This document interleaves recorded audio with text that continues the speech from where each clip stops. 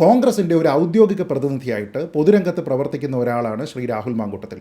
അങ്ങനെയുള്ള ഒരാളിനെ അറസ്റ്റ് ചെയ്യുന്നതിന് വേണ്ടിയിട്ട് അയാളുടെ വീട് വളഞ്ഞതിന് ശേഷം ഈ ശിവരശനെയൊക്കെ അറസ്റ്റ് ചെയ്യാൻ പോകുന്ന രീതിയിൽ കമാൻഡോകളെ പോലെ പ്രവർത്തിക്കേണ്ടുന്ന ഒരു ആവശ്യം പോലീസിനില്ല എന്നുള്ളതാണ് എൻ്റെ അഭിപ്രായം. എനിക്ക് തോന്നുന്നത് ഒരുപക്ഷെ തലയ്ക്ക് വെളിവുള്ള എല്ലാ ആൾക്കാർക്കും ഉണ്ടാകുന്ന ഒരു ചിന്ത അതുതന്നെയായിരിക്കാം. ഇപ്പോൾ ഇവിടെ നമ്മൾ ചാനൽ ചർച്ചകളിലൊക്കെ ആൾക്കാർ വന്നിരുന്ന് ചോദിക്കും.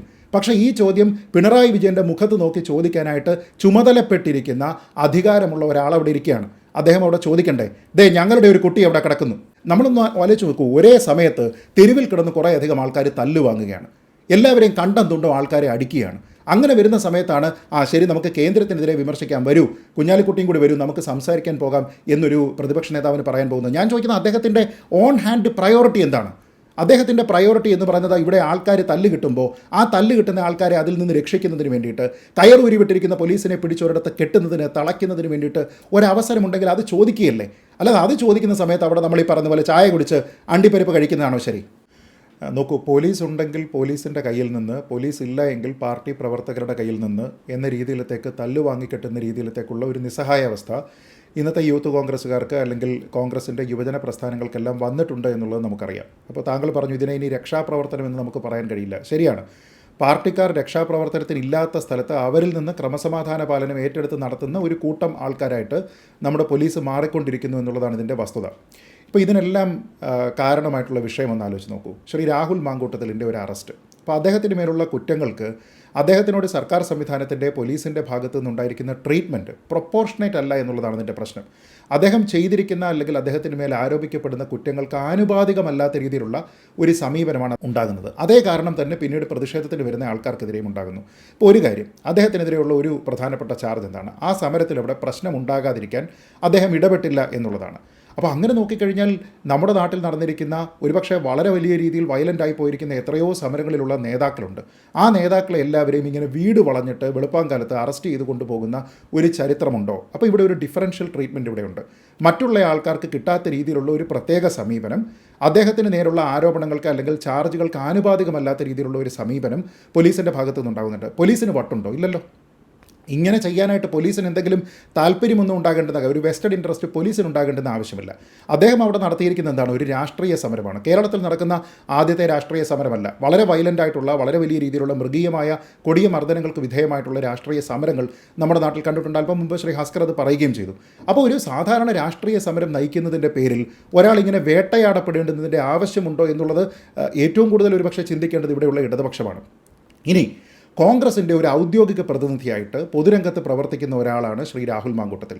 അങ്ങനെയുള്ള ഒരാളിനെ അറസ്റ്റ് ചെയ്യുന്നതിന് വേണ്ടിയിട്ട് അയാളുടെ വീട് വളഞ്ഞതിന് ശേഷം ഈ ശിവരശനെയൊക്കെ അറസ്റ്റ് ചെയ്യാൻ പോകുന്ന രീതിയിൽ കമാൻഡോകളെ പോലെ പ്രവർത്തിക്കേണ്ടുന്ന ഒരു ആവശ്യം പോലീസിനില്ല എന്നുള്ളതാണ് എൻ്റെ അഭിപ്രായം. എനിക്ക് തോന്നുന്നത് ഒരുപക്ഷെ തലയ്ക്ക് വെളിവുള്ള എല്ലാ ആൾക്കാർക്കും ഉണ്ടാകുന്ന ഒരു ചിന്ത അതുതന്നെയായിരിക്കാം. അതിനുശേഷം അദ്ദേഹത്തിന് ഇങ്ങനെയൊക്കെ പിടിച്ചുകൊണ്ട് പോകുന്നു. പിന്നീട് അദ്ദേഹത്തിനെ വ്യക്തിപരമായിട്ട് ആക്ഷേപിക്കുന്നതിനുള്ള ഒരു ശ്രമം ഉണ്ടാകുന്നുണ്ട്. ഇവിടെയാണ് ഇതിൻ്റെ കാതലായിട്ടുള്ള പ്രശ്നം. സാധാരണ രീതിയിൽ അറസ്റ്റ് ചെയ്തിട്ട് ഒത്തിരി ആൾക്കാരെ കൊണ്ടുപോകുന്നുണ്ട്, പക്ഷേ വ്യക്തിപരമായിട്ട് ആക്ഷേപിക്കാൻ ശ്രമിക്കുന്നുണ്ടോ? ഇപ്പോൾ ഇദ്ദേഹത്തിൻ്റെ ആരോഗ്യനിലയെക്കുറിച്ച് അവിടെ ആ റിപ്പോർട്ട് ഉണ്ടാക്കിയിരിക്കുന്നത് ശരിയായ റിപ്പോർട്ടാണോ അല്ലാതെ കുക്ഡപ്പായിട്ടുള്ള റിപ്പോർട്ടാണോ എന്ന രീതിയിൽ ഞാൻ പറയുന്നത് ഈ കാര്യങ്ങളൊക്കെ തീരുമാനിക്കേണ്ടത് ആരാണ്? ഇവിടെ കോടതിയുണ്ട്, ഡോക്ടർമാരുണ്ട്, പോലീസുണ്ട്. അവർ തീരുമാനിക്കുന്നതിന് പകരം പാർട്ടിയുടെ സംവിധാനത്തിൻ്റെ ഭാഗമായിട്ടുള്ള ഒരാൾ അതിനെപ്പറ്റി പറയുന്നു, അതിനുശേഷം അത് വ്യവഹാര നടപടികളിലേക്ക് പോകുന്നു. പിന്നെ അദ്ദേഹം വിളഞ്ഞു പഴുക്കട്ടെ എന്ന രീതിയിലത്തേക്ക് ശ്രീ സജി ചെറിയാൻ്റെ ഒരു പരാമർശം നമ്മൾ കണ്ടില്ലേ? അപ്പോൾ എന്താണ്, നിങ്ങൾ വിളഞ്ഞു പഴുത്തില്ല എങ്കിൽ തല്ലിപ്പഴുപ്പിക്കും എന്നൊരർത്ഥമുണ്ടോ? ഇവിടെയുള്ള തെരുവുകളിലുള്ള യൂത്ത് കോൺഗ്രസ്സുകാരെ മുഴുവനും വിളഞ്ഞു പഴുക്കാൻ അനുവദിക്കാതെ, ചെറുപ്പമാണല്ലോ, വിളഞ്ഞിട്ടില്ല, അപ്പോൾ അങ്ങനെയുള്ള ആൾക്കാരെ നിങ്ങൾ തല്ലിപ്പഴുപ്പിക്കും എന്നൊരർത്ഥം അതിനുണ്ടോ? ഈ ഡിഫറൻഷ്യൽ ട്രീറ്റ്മെൻറ്റാണ് പ്രശ്നം. അതിൻ്റെ രണ്ടാമത്തെ ഭാഗത്തേക്ക് വരുമ്പോൾ ശ്രീ സതീശനുമായി ബന്ധപ്പെട്ട ചോദ്യത്തിൻ്റെ സാങ്കത്യവും അവിടെയാണ്. കാരണം ഈ ഡിഫറൻഷ്യൽ ട്രീറ്റ്മെൻറ്റ് കേവലം കിട്ടുന്നത് രാഹുൽ മാങ്കൂട്ടത്തിൽ എന്ന ഒരു വ്യക്തിക്ക് പല സമരങ്ങളിൽ നിന്ന് ഒരാൾക്ക് മാത്രം എന്നുള്ള ട്രീറ്റ്മെൻ്റ് അല്ല. നേരെ മറിച്ച് ഇത് രണ്ട് പക്ഷവും നോക്കിക്കോളൂ. അല്പം മുമ്പ് ഹസൻ മുബാറക്ക് എന്ന് പറയുന്ന ഒരു SFIയുടെ നേതാവ് പരസ്യമായിട്ട് തെരുവിൽ നിന്ന് പോലീസ് സംവിധാനത്തിലുള്ള ആൾക്കാരെ എങ്ങനെയാണ് പരാമർശിച്ച് എത്ര മോശം വാക്കുകൾ ഉപയോഗിച്ചിട്ടാണ് സംസാരിച്ചത് എന്ന് നമ്മൾ കണ്ടതാണ്. കേസെടുത്തിട്ടുണ്ടാകും, പക്ഷേ ഈ രീതിയിലുള്ള ഒരു നടപടി അവിടെ നമ്മൾ കണ്ടോ? ഇല്ല. അപ്പോൾ അങ്ങനെ ഒരു ഡിഫറൻഷ്യൽ ട്രീറ്റ്മെൻറ്റ് ഉണ്ട്.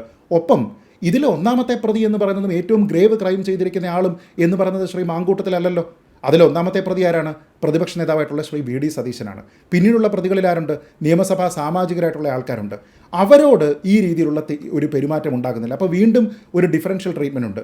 എന്തിനാണ് ഒരാളിനെ സിംഗിൾ ഔട്ട് ചെയ്തതിന് ശേഷം നിങ്ങൾ അദ്ദേഹത്തിനെ ആക്രമിക്കാനായിട്ട് ശ്രമിക്കുന്നത് എന്നുള്ള ഒരു പ്രശ്നമുണ്ട്.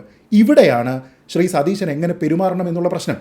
അപ്പോൾ നേരത്തെ പറഞ്ഞതുപോലെ സഹകരിക്കണോ പിന്നെ കേന്ദ്ര സർക്കാരിനെ എതിർക്കുന്ന ഒരു വിഷയത്തിൽ സഹകരിക്കണോ അല്ലെങ്കിൽ നിങ്ങൾക്ക് ഒറ്റയ്ക്ക് എതിർക്കാമോ തുടങ്ങിയ കാര്യങ്ങളെപ്പറ്റി പാർട്ടിയാണ് ആലോചിക്കേണ്ടത്, അല്ലെങ്കിൽ UDF ആണ് ആലോചിക്കേണ്ടത്. നിങ്ങൾക്ക് കേന്ദ്ര സർക്കാരിൻ്റെ ഒരു നയത്തിനെ എതിർക്കുന്നതിന് അല്ലെങ്കിൽ കേന്ദ്ര സർക്കാരിനെ നിങ്ങൾ മൊത്തത്തിൽ എതിർക്കുന്നതിന് വേണ്ടിയിട്ട് കോൺഗ്രസ് പോലെയുള്ള ഒരു സംവിധാനത്തിന് CPMൻ്റെ കൂട്ടുവേണോ? CPM തോളിൽ കൈയിട്ടെങ്കിൽ മാത്രമേ നിങ്ങൾക്ക് യോജിച്ച ആ വിഷയങ്ങളെല്ലാം ചർച്ച ചെയ്തതിന് ശേഷം നിങ്ങൾക്ക് അവിടെ പ്രതിഷേധിക്കാൻ കഴിയുകയുള്ളൂ. ഇതൊരു കൃത്യമായ ട്രാപ്പാണ്. ഈ ട്രാപ്പ് എല്ലാ സമയത്തും CPM ഉപയോഗിച്ചിട്ടുണ്ട്. പൊതുവായിട്ടുള്ള ഈ BJPയെ എതിർക്കുന്ന വിഷയങ്ങളിലെല്ലാം തന്നെ, അത് പൗരത്വ ഭേദഗതി വിഷയമായിക്കോട്ടെ, മറ്റു പല വിഷയങ്ങളായിക്കോട്ടെ, ഈ വിഷയങ്ങളിലെല്ലാം തന്നെ പൊതുവായിട്ട് ഒന്നുകിൽ ഒരു പ്രമേയം അവതരിപ്പിക്കുക, അല്ലെങ്കിൽ ഒരു രാഷ്ട്രീയ ചർച്ച നടത്തുക. ഈ വിഷയങ്ങൾക്കെല്ലാം ഇവർ പോകുന്നുണ്ട്. ഈ പൈറ്റ് പേപ്പർ പോലെയാണ്, ഒരാളിങ്ങനെ ഊതിക്കൊണ്ട് മുന്നിൽ പോകുന്നു, പിന്നാലെ ആൾക്കാരിങ്ങനെ പോവുകയാണ്. അപ്പോൾ നമ്മളവിടെ സതീശനെ കാണുന്നുണ്ട്, അവിടെ നമ്മൾ കുഞ്ഞാലിക്കുട്ടിയെ കാണുന്നുണ്ട്, നിരവധി നേതാക്കന്മാർ അങ്ങനെ പോകുന്നുണ്ട്. ഞാൻ ചോദിക്കുന്നത്, നിങ്ങളുടെ ഒരു നേതാവിനെ അവിടെ പിടിച്ചിട്ടിരിക്കുന്നു, ശരി, റിമാൻഡ് ചെയ്തിരിക്കുന്നത് കോടതി പറഞ്ഞിട്ടാണ്, പക്ഷേ നിങ്ങൾ കൊടുക്കുന്ന ചാർജിന് അടിസ്ഥാനപ്പെടുത്തിയിട്ടാണല്ലോ അയാളെ അവിടെ കൊണ്ടുപോയിരിക്കുന്നത്. ആനുപാതികമായിട്ടുള്ള ട്രീറ്റ്മെൻ്റ് ആണോ അദ്ദേഹത്തിന് കിട്ടുന്നത് എന്ന് ചോദിക്കേണ്ടത് ആരാണ്? ഇപ്പോൾ ഇവിടെ നമ്മൾ ചാനൽ ചർച്ചകളിലൊക്കെ ആൾക്കാർ വന്നിരുന്ന് ചോദിക്കും. പക്ഷേ ഈ ചോദ്യം പിണറായി വിജയൻ്റെ മുഖത്ത് നോക്കി ചോദിക്കാനായിട്ട് ചുമതലപ്പെട്ടിരിക്കുന്ന അധികാരമുള്ള ഒരാളവിടെ ഇരിക്കുകയാണ്. അദ്ദേഹം അവിടെ ചോദിക്കണ്ടേ? ഞങ്ങളുടെ ഒരു കുട്ടി അവിടെ കിടക്കുന്നു. അദ്ദേഹം അത് ചോദിക്കേണ്ടതാണ്. പ്രധാനമന്ത്രി ഒരു വിരുന്നിന് വിളിക്കുന്ന സമയത്ത് അവിടെയുള്ള ആൾക്കാരെല്ലാവരും പോയിട്ട്, ഈ ക്രിസ്ത്യാനികളായിട്ടുള്ള സഭകളുടെ നേതാക്കന്മാർ അവിടെ പോയിട്ട് അവിടെ മണിപ്പൂർ വിഷയം ഉന്നയിക്കണം. അതല്ല എങ്കിൽ അവിടെ ന്യൂനപക്ഷങ്ങൾക്കെതിരെയുള്ള പ്രശ്നങ്ങളെപ്പറ്റി അവിടെ ഉന്നയിക്കണം. അല്ലാതെ കേക്കും വൈനും കഴിച്ചിട്ട് പോവുകയല്ല വേണ്ടത് എന്ന രീതിയിൽ ഒരു അല്പം മോശമായ രീതിയിൽ തന്നെ പരാമർശിച്ചിട്ടുണ്ട് നമ്മുടെ നാട്ടിലെ ഒരു മന്ത്രി ശ്രീ സജി ചെറിയാൻ തന്നെ പരാമർശിച്ചു. ഞാൻ ചോദിക്കുന്നത്, നിങ്ങൾ മോശമായിട്ട് പറഞ്ഞില്ല എങ്കിലും നിങ്ങൾക്ക് കാര്യമായിട്ടുള്ള വിമർശനം അവിടെ പറയാൻ കഴിയുമല്ലോ. കാരണം on a day to day basis നിങ്ങളവിടെ ഇൻ്ററാക്ട് ചെയ്യുന്ന ആൾക്കാരാണ്. നിങ്ങളിതൊരു രാഷ്ട്രീയ ചർച്ചയിലേക്കാണ് പോകുന്നത്. ഇപ്പോൾ പ്രധാനമന്ത്രിയുടെ വിരുന്നെന്ന് പറയുന്നത് ഒരു റിലീജിയസ് ഒക്കേഷൻ്റെ ഭാഗമായിട്ടുള്ള ഒരു സോഷ്യലായിട്ടുള്ള ഒരു ഇവൻ്റാണ്. ഇതങ്ങനെയല്ല.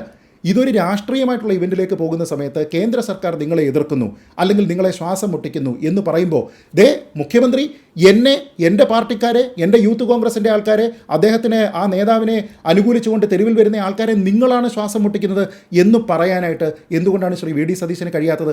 എവിടെയാണോ ഇടപെടേണ്ടത് ആ ഇടപെടേണ്ടുന്ന വിഷയത്തിൽ തൻ്റെ കുട്ടികൾക്ക് വേണ്ടിയിട്ട് ഇടപെടുന്നതിന് വേണ്ടിയിട്ട് അദ്ദേഹം ശ്രമിക്കാതെ മറ്റൊരു രാഷ്ട്രീയ വിഷയത്തിലേക്ക് വന്നുകൊണ്ട് അവിടെ ഒരു പൊളിറ്റിക്കൽ ബ്രൗണി പോയിന്റിന് വേണ്ടിയിട്ട് താൻ വിശാല മനസ്കനായിട്ടുള്ള ഒരു രാഷ്ട്രീയക്കാരനാണ്, പ്രതിപക്ഷ നേതാവാണ് എന്ന് സ്ഥാപിക്കാൻ വേണ്ടിയിട്ട് ശ്രമിച്ചാൽ, കൺമുന്നിലുള്ള വിഷയത്തിനെ അദ്ദേഹം ഇഗ്നോർ ചെയ്ത് കഴിഞ്ഞാൽ അദ്ദേഹവും കോംപ്ലിസിറ്റ് ആണ് എന്ന് പറയേണ്ടി വരും. അങ്ങനെയാണെങ്കിൽ അദ്ദേഹം ചെയ്തിരിക്കുന്നത് തെറ്റാണ്. അതുകൊണ്ടാണ് ഞാൻ പറഞ്ഞത്, ഇവിടെ തെരുവിൽ നമ്മളൊന്ന് ആലോചിച്ച് നോക്കൂ, ഒരേ സമയത്ത് തെരുവിൽ കിടന്ന് കുറേയധികം ആൾക്കാർ തല്ലുവാങ്ങുകയാണ്, എല്ലാവരെയും കണ്ടം തുണ്ടോ ആൾക്കാരെ അടിക്കുകയാണ്. അങ്ങനെ വരുന്ന സമയത്താണ് ശരി, നമുക്ക് കേന്ദ്രത്തിനെതിരെ വിമർശിക്കാം, വരൂ, കുഞ്ഞാലിക്കുട്ടിയും കൂടി വരൂ, നമുക്ക് സംസാരിക്കാൻ പോകാം എന്നൊരു പ്രതിപക്ഷ നേതാവിന് പറയാൻ പോകുന്നത്. ഞാൻ ചോദിക്കുന്നത്, അദ്ദേഹത്തിൻ്റെ ഓൺ ഹാൻഡ് പ്രയോറിറ്റി എന്താണ്? അദ്ദേഹത്തിൻ്റെ പ്രയോറിറ്റി എന്ന് പറയുന്നത് ഇവിടെ ആൾക്കാർ തല്ല് കിട്ടുമ്പോൾ ആ തല്ല് കിട്ടുന്ന ആൾക്കാരെ അതിൽ നിന്ന് രക്ഷിക്കുന്നതിന് വേണ്ടിയിട്ട്, കയറൂരി വിട്ടിരിക്കുന്ന പോലീസിനെ പിടിച്ചൊരിടത്ത് കെട്ടുന്നതിന്, തളയ്ക്കുന്നതിന് വേണ്ടിയിട്ട് ഒരവസരമുണ്ടെങ്കിൽ അത് ചോദിക്കുകയല്ലേ? അല്ലാതെ അത് ചോദിക്കുന്ന സമയത്ത് അവിടെ നമ്മൾ ഈ പറഞ്ഞ പോലെ ചായ കുടിച്ച് അണ്ടിപ്പരിപ്പ് കഴിക്കുന്നതാണോ ശരി?